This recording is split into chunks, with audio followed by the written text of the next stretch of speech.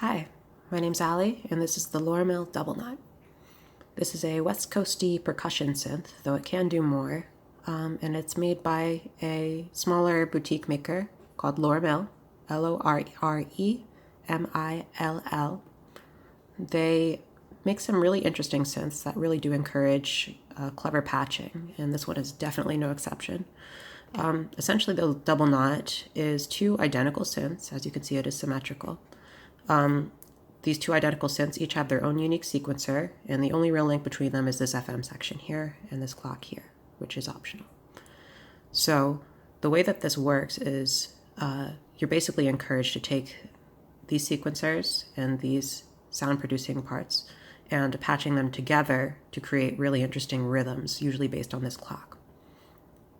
It looks pretty scary at first. It doesn't help that I have one of the later models which actually has backwards text here, well, upside down and backwards, I believe. However, it's actually not that crazy looking. As I said earlier, it's symmetrical, so essentially we'll just focus on this one for now. These are two unique synths, and they don't actually have to be used together because there's a stereo output back here. And if you'd like, you can actually use each one completely separately. However, that's really not how it's meant to be used, so I really do encourage cross-patching because that's how you get the coolest rhythms and sounds. One other thing to note here is that these little brass tubes, which use banana format, are actually representative of whether it's an input or output. If it's on the line, then it's an input. If it's got a line going from it, then that means it's an attenuator specifically. And if it's off the line, then it is an output, as you can see there. So already it's starting to look a little less scary. Now, the scariest and most complex part, and the part that I've seen the most misunderstanding of, is the sequencer. And the sequencer is really not that bad if you understand what a shift register is. And I've noticed a lot of confusion in the modular community, especially about what a shift register really does. There's a lot of modules out there that claim to be shift registers, but are actually a lot more complicated because they introduce elements of chance, elements of feedback, things that aren't really integral to what makes a shift register a shift register. Essentially, a shift register is but just a bunch of people in a line, which can carry either a 1 and a 0, a bucket full of water, or an empty bucket. So give this first person in the line. This is sort of a depiction of an 8-step shift register. Give the first person in line a full bucket of water. They'll pass it to their friend. They'll pass it to their friend. They'll pass it to their friend. They'll pass it to their friend, etc. When it reaches the end, they just throw it out. Put it on a fire or something. I don't know. So there's no looping integral to how a shift register works. For now, I'd like you to ignore the lights and just listen. When I press this button, it's going to give the first person in line a bucket full of water, and they will pass it down the line until it reaches the end. Whenever the first person in line has a bucket full of water, it'll trigger the envelope. So you're going to hear a sound as soon as I press this button, and then you'll see it go down the line. You'll see it on these 4 lights especially. There's number 5, 6, 7, 8. You don't see 1, 2, 3, and 4 because this is a little special. I'll go into that in a sec. So, like I said, it's extremely simple. You can patch into these or influence these sequencers using these 2 buttons here. This red button will basically give the first person in line a full bucket of water. This black button will give them an empty bucket, and by default that won't do anything because we don't have anything being passed in through this data input. This data input does the same thing. Essentially, every time the sequencer receives a clock, by default tied to the clock itself, it'll look in this data input. And if that data input is above a certain threshold, it'll give the first person in line a full bucket. If it's below that input threshold, then it will give them an empty bucket. These buttons override that. So if we had a sequence going in through here, we could mute it by holding this, or we can make it all ones, influencing it by holding this, or press it to create neat little rhythms of your own. Like I said, it's only going to pass it when it's getting a clock. So sometimes when I press this button, you might not hear anything because it's only going to actually look for it if it's receiving a clock right that moment. So you kind of have to get in the beat before you can really influence it consistently. So this input is a little special, this output rather. But before I talk about that, I should talk about these ones. So essentially, like I said, this is an 8-stage shift register. So there's 8 people in line. these outputs, very simply, are just going to represent whenever the 5th, 6th, 7th, and 8th person in line have a full bucket of water.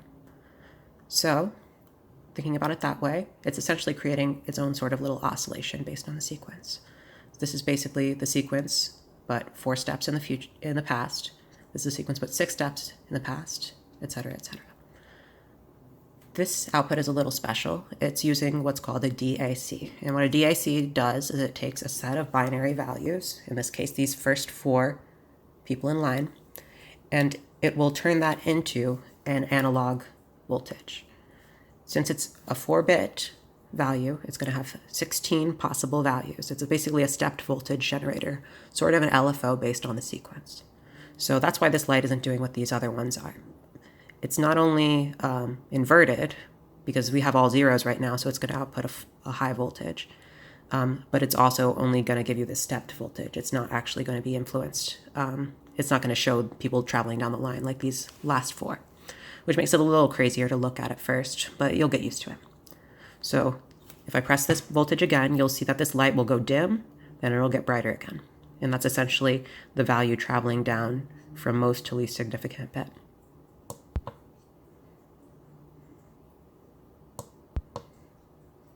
So there you go. And of course, like I said, these are normal to the clock. So if I speed up the clock, they pass down the line faster.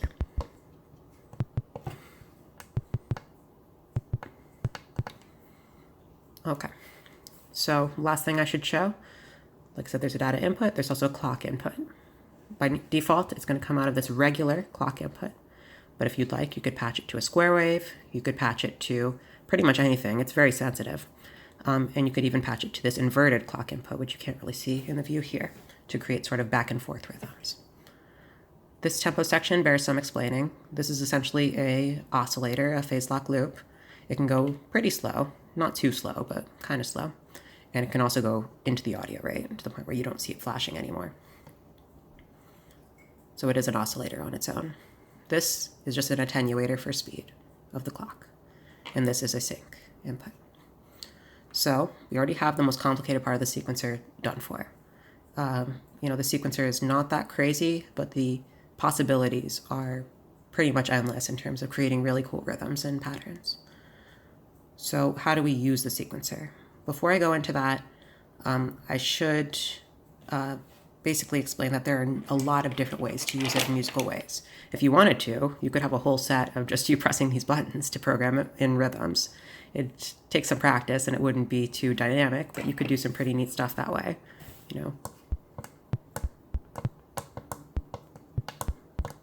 This little bossa nova beat there. Okay, but what if we don't want to have to be pressing those buttons all the time? Well, the simplest way, and the way that I see most people on YouTube using the synth, is they will take one of these outputs for 5, 6, 7, and 8, and they'll patch it back into the input, and that creates a sort of closed loop. So if I take number 8 and patch it back to the input there, let's see what happens now. See, I didn't press anything, but now it's repeating itself every 8 steps. I'm going to speed it up a little. Turn up the pitch too so you can hear it.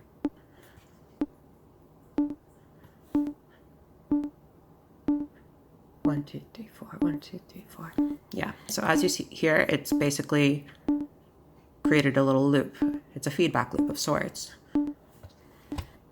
So we can put anything we want in this data input. We could even put in rhythmic sources, like, for example, the square wave here, and it's going to create some semi-random, interesting patterns here.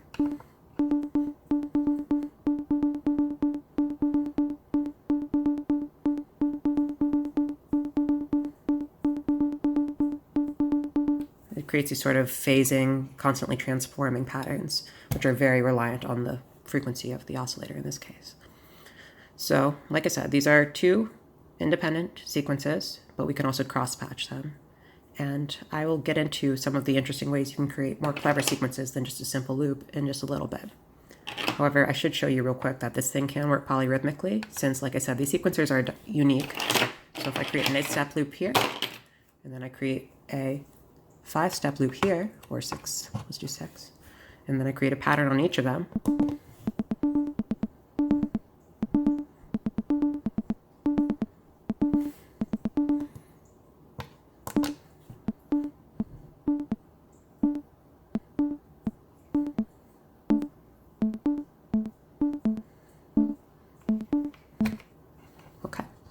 So that's the basics of creating a nice looping sequence. As you could hear, when this first step of the sequence has a high gate, it'll trigger this envelope. And this envelope is extremely clever. At first glance, it's very simple. It's essentially a capacitor, which gets a voltage sent to it, which causes a exponential decay since it is patched into itself. So essentially, it's a decay envelope. This controls the amount of decay. All the way to the right is going to be just a tiny little click.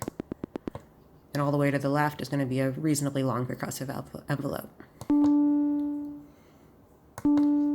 One thing to note is that the way that the envelope's been made, it is pretty intrinsically linked to the clock. So if the clock of the sequencer. So if I send something, you may have heard already that, as you can hear, there's a trigger when it's on step 1, and then another little kind of secondary trigger, quieter trigger, when it's on step 2. It's sort of like it's getting triggered by the high part of the square, and then it gets triggered again when it goes from high to low. The rising and falling edge, you could say. Folk tech does that a lot. I do like that approach because it creates some cool rhythms with simple sequences. So, like I said, it's just a decay envelope, so what makes it so clever? Well, this is just an attenuverter. You can create some cool rhythms on your own by just modulating this with something. And this is obviously going to be linked to that. It's just going to change the decay. This is an envelope output. It's this that makes the envelope so unique and clever. Essentially, like I said, it's just a capacitor that gets filled up with charge and then decays. However, this kind of bypasses the usual envelope path of a voltage causing, a high envelope that kind of decays down. Instead, this will bypass that and just feed it directly into the capacitor. So what you get, while it is going to be dependent on the decay control very heavily, is that you get a way to work around that decay limitation. So if I feed a voltage into an envelope with nothing playing into this fill input, it's called the fill input, you'll hear at the very first, nothing. That's because the decay is so low, the envelope capacitor isn't getting a chance to fill up. However, as I turn up the decay here, and keep in mind, we're not triggering the envelope at all right now. We're just sending little pulses from the clock into the envelope's fill input. But as I turn this envelope's decay more, it starts to kind of resonate, and it creates these sort of attack-like ramps, I guess you'd call them. I don't know if you hear that. Let's go a little higher. And now you should definitely hear we're getting attack-like sounds from a decay-only envelope.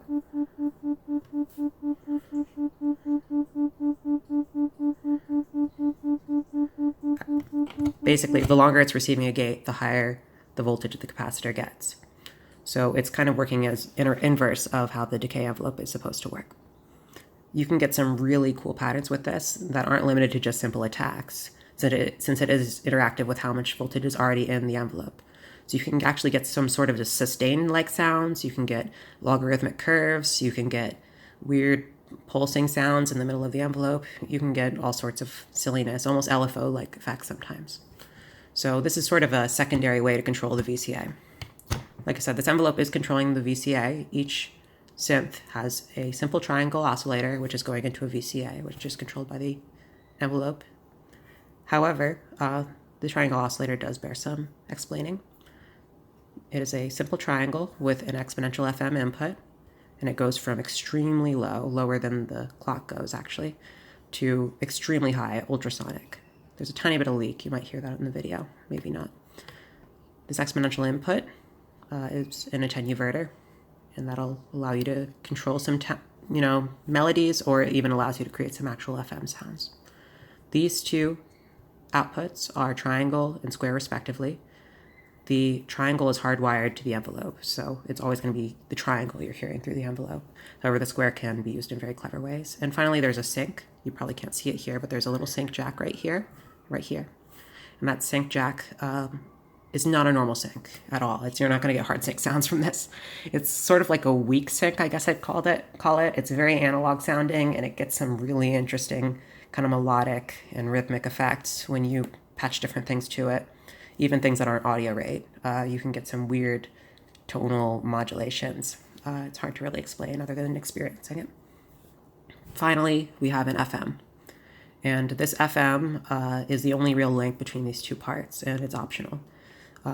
This is the amount of FM, goes from nothing to high amount of FM, and after the 12 o'clock point, the VCA controlling that modulation is going to clip, which means that the triangles that are modulating each other are actually going to turn into squares. And at full modulation, they're almost pure squares modulating each other's frequency. Though you're still hearing the triangle output, it's just the FM internally is turning square. So you get this clipped linear FM sound. This is linear FM, this is exponential, so you can get a little of both if you like. This switch, the only switch on the unit, determines how the modulation's working. If it's in the middle, each triangle is modulating each other's frequency, so some weird feedback. If you have it up, then this will be modulating this frequency, and vice versa with this. This will be modulating this. Okay, you know the whole synth now. It's really not that complicated, but you can get some really cool results just by patching it in clever ways. So how can we patch it in clever ways? That's where it gets a little crazy, because this is a very personal synth. You can kind of learn these little tricks and you start to kind of improve them and use them in different ways. This thing does actually sync to external synths. I have it hooked up to a vocal kick right now. It has a sync in and a sync out, which you can use to modify this clock here. I prefer using this as a master clock because you can get some really cool effects with the clock by using this clock control. However, it really does play well with other gearing and is really good for creating interesting rhythms. So for now, what I'm going to do is I'm just going to try to create a simple synth on a simple rhythm on its own, showing off a few of the features I've gone over in the meantime. So let's start by being extremely boring and just creating a simple 8-step rhythm.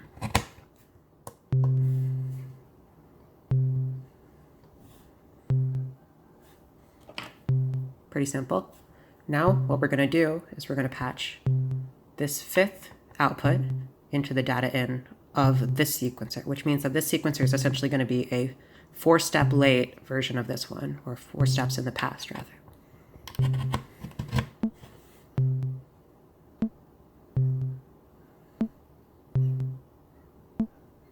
5 steps, I suppose.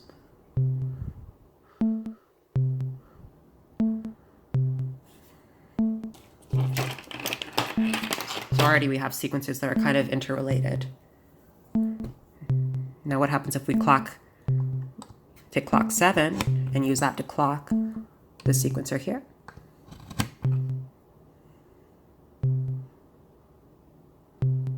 Well, nothing, because again, feedback can be a little tricky for humans to understand, but I didn't really think, since it wasn't getting a clock there, it was only getting clocked when there was nothing in the sequence. However, one thing I can try here. Okay, so essentially what happened there, that clock input is extremely sensitive, so you have to be a little careful sometimes. But so it seems like this is a failure, but what happens when I start to create a more interesting rhythm?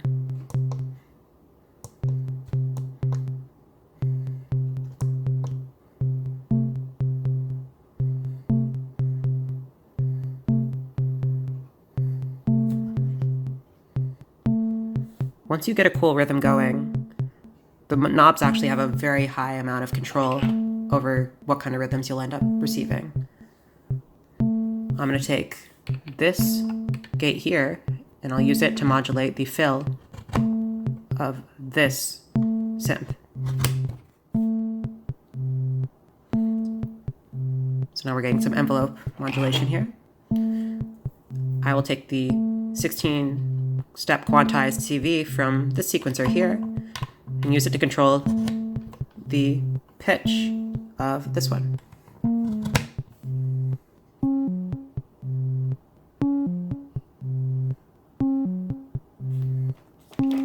I'll add in some FM.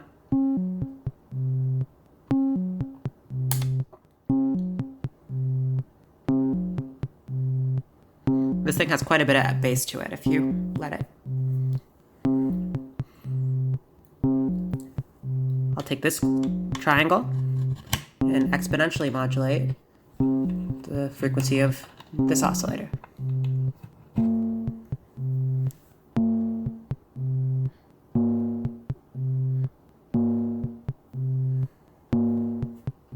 Okay.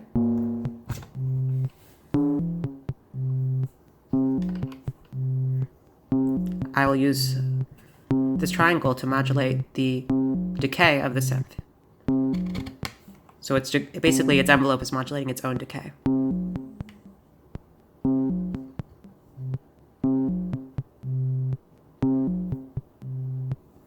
Now I'm going to start messing with the actual sequence here.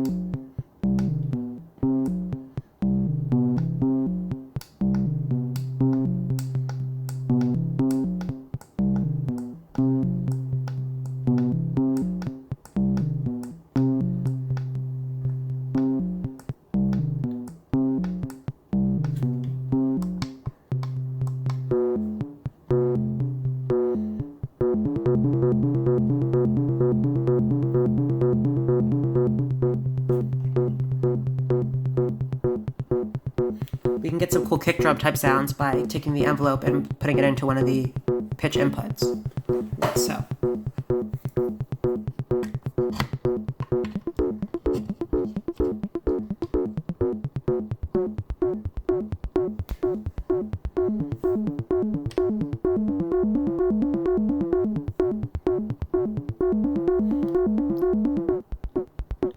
You see why I like these envelopes now. You can get so much variation from just turning one knob, here, the decay.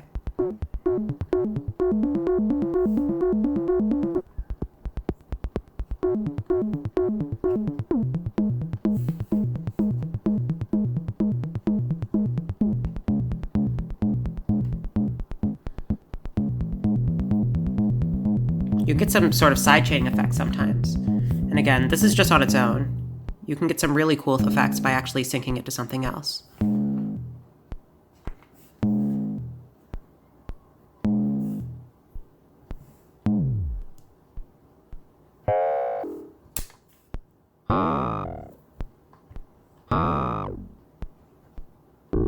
There's that square wave FM that I was talking about earlier.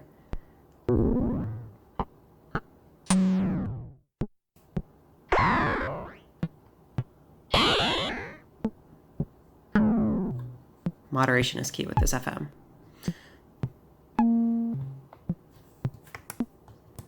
Okay. So that's just an idea, essentially. This could be a little unpredictable because I don't really realize why it's doing that right now. Wait, how is it getting its data? What is happening here? Oh, I haven't let it fully empty itself. Give me a second here. There we go. Yeah, it starts to turn into a little bit of its own thing when you patch it enough to the point where it becomes hard for a human to understand what's happening. And that's sort of the point. This thing is really brilliantly designed because it's based around basically taking these really simple parts and creating things that are completely incomprehensible to human and very complex. Everything on the synth is an oscillation. That's one thing I've really thought about in my process of having it. Every single output is an oscillation, and every single input affects that oscillation. Even the clock is an oscillator, for God's sakes. So, this is about really seeing how different oscillations can interact with one another. By the way, these cables are very tight right now. These brass tubes don't have much give, but hopefully the cables will actually get worked in as I use them a little more.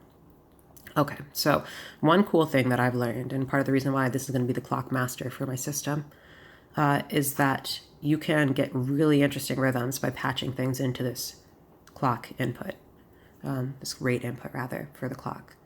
So let's see what happens here when I actually start to mess around with the actual clock itself while we have a sequence going. I'll start real simple. I'll just have two sequences. One is going to be 8 steps long, and one's going to be 6. Actually, we'll do 2 8-step sequences. Make this a little easier to follow.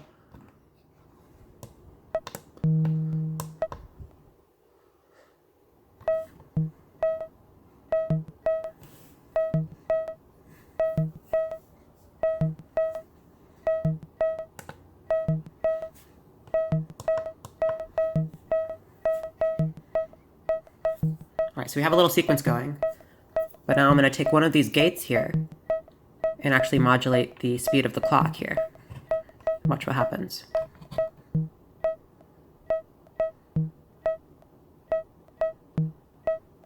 now we get these weird swings. And this attenuator for this input is going to make a huge impact on what kind of rhythms we're going to end up getting. Just from a simple patch like this, I've actually ended up getting things in time signatures like 27/8. You'll see what I mean.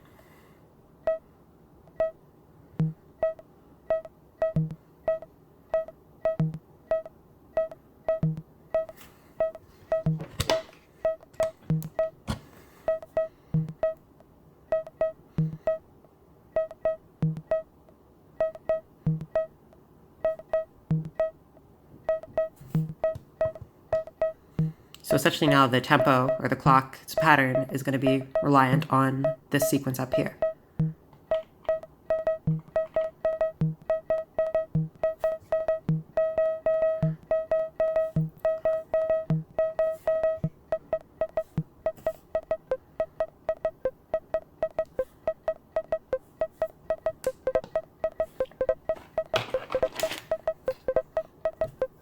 I'll take this inverted input and use that to clock this one.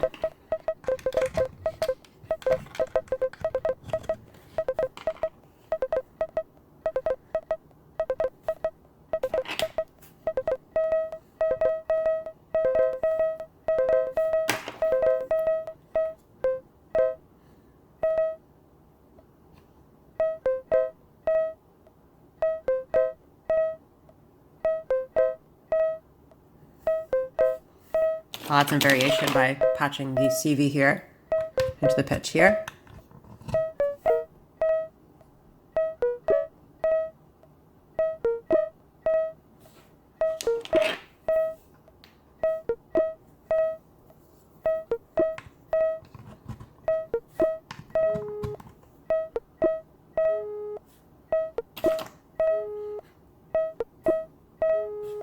Now watch how much happens when I just turn this knob. Now we get a sort of swing. See, now the melody changed, and all I did was turn this knob.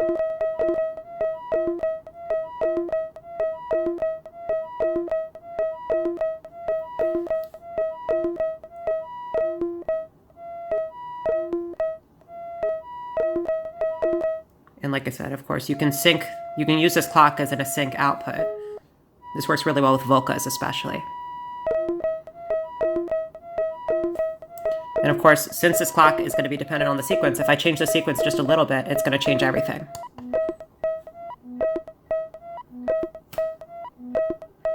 Like, I don't know what time signature this is. And again, this is just patching a gate into the clock. What happens if we patch a CV into the clock? Like, for example,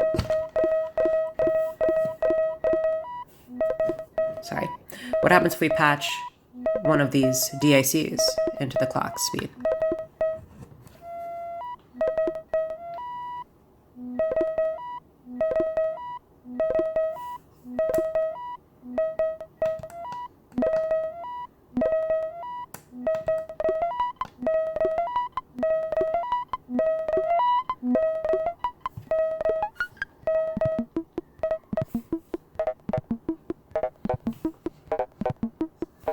And the SIG really shines when you use other instruments with it.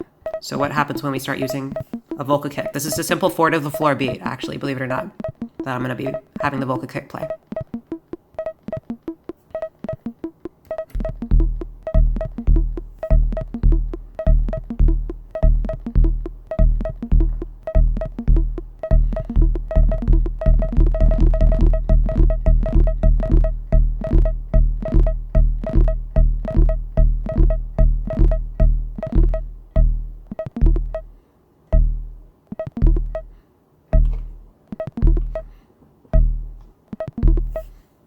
I'm going to make the vocal kick play a different rhythm here.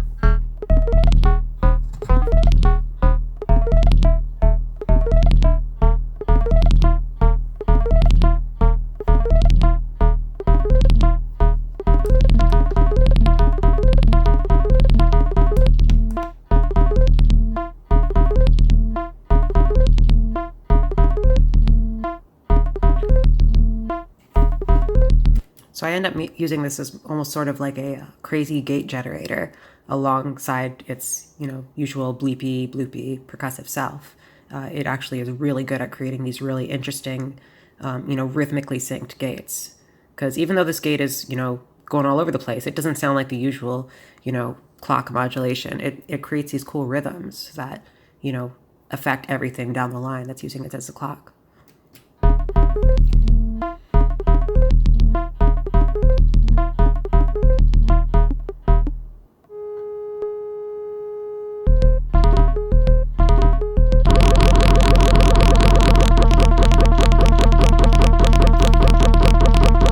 And then you can get stuff like this.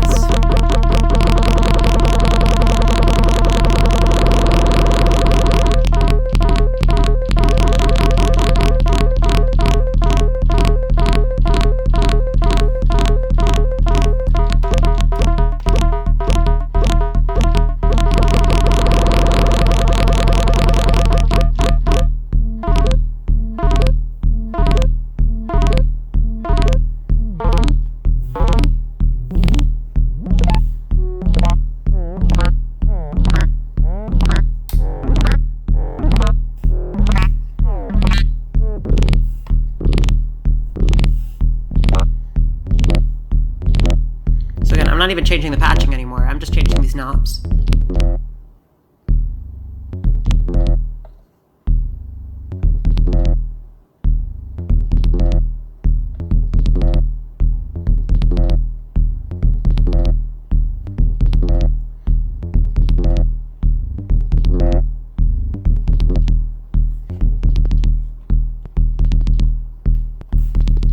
Okay.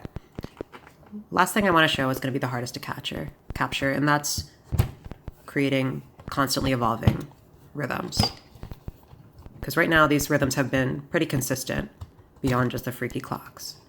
I want to see if I can actually recreate something that I've experienced numerous times, and that is creating a rhythm that's constantly changing. Once you get one of those patchings, you want to record it because you don't know if you'll ever get it again. Because this thing can be a little bit unpredictable, and it's very dependent on the conditions that you're beginning with. So I'm going to try that, and then I'm going to end this way too long video. All right, so starting from scratch again. First thing I'm going to do is I'll give this guy a clock from, let's see here.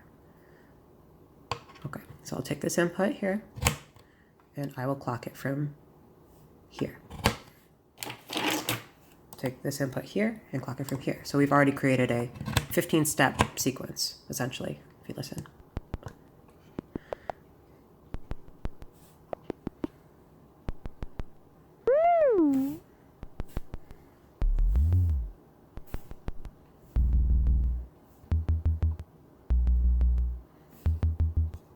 Let's make a more interesting one here.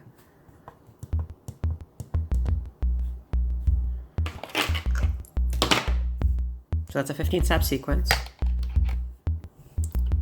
Now I'm going to take a square wave here and put it in here.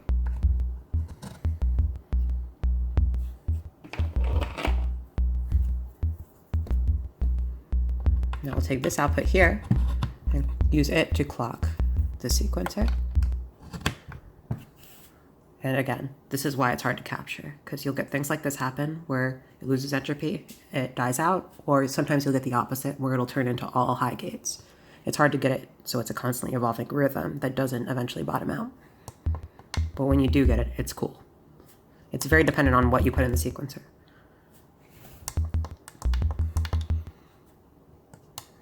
Give me 1 second here. I think I know what's happening here.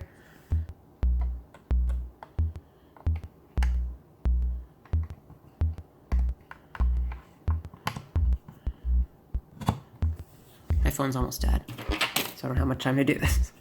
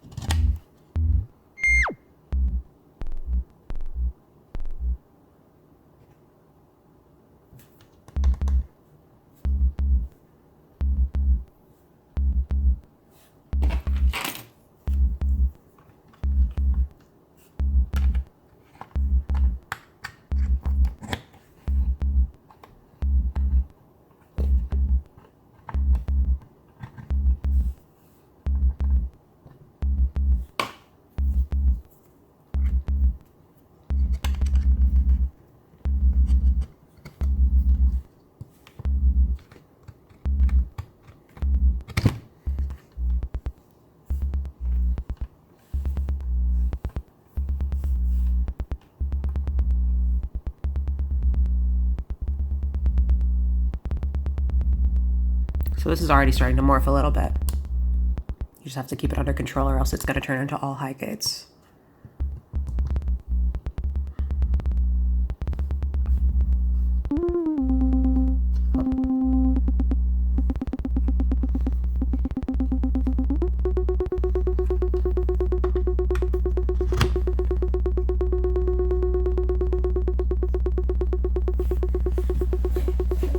Okay, so see what I mean? It all goes high.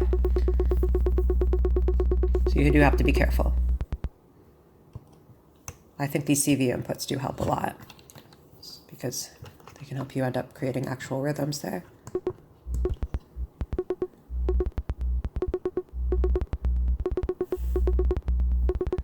It's a balancing act, you can think of it as.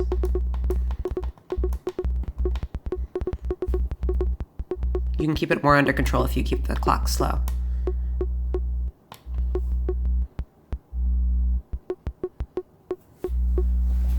I've had some luck patching one of the envelope outputs into one of the inputs, but we are getting a little ridiculous with the stacking here.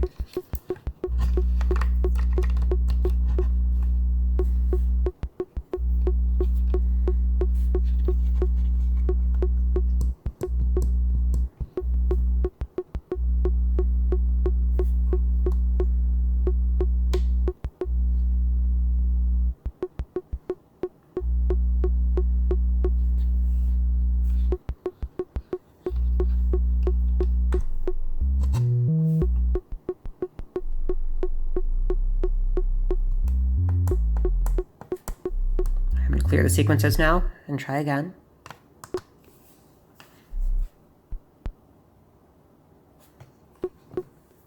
I'm going to speed it up a little.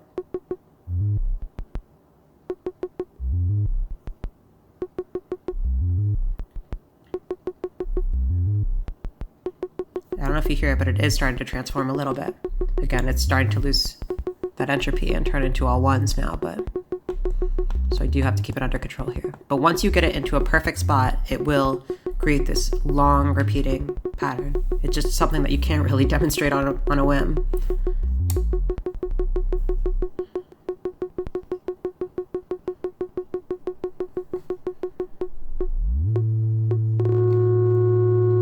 And then you can do this.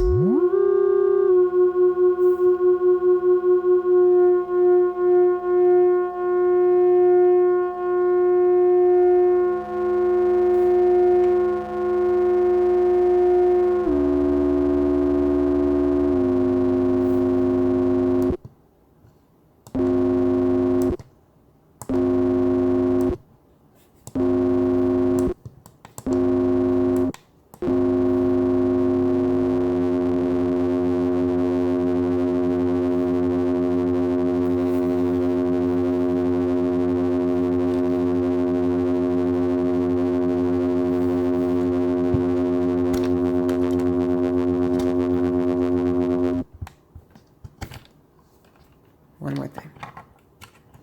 There we go.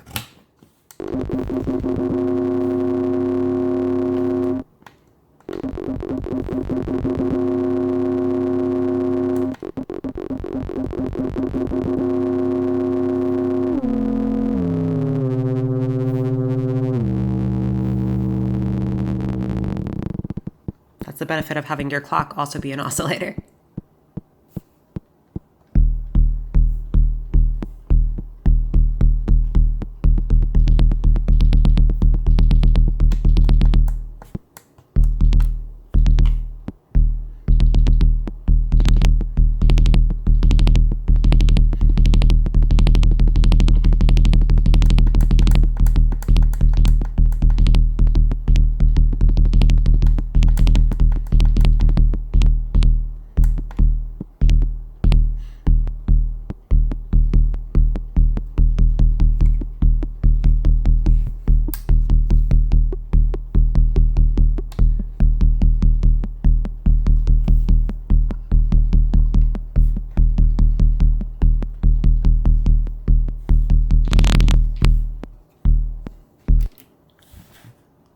Anyway, that's the double knot.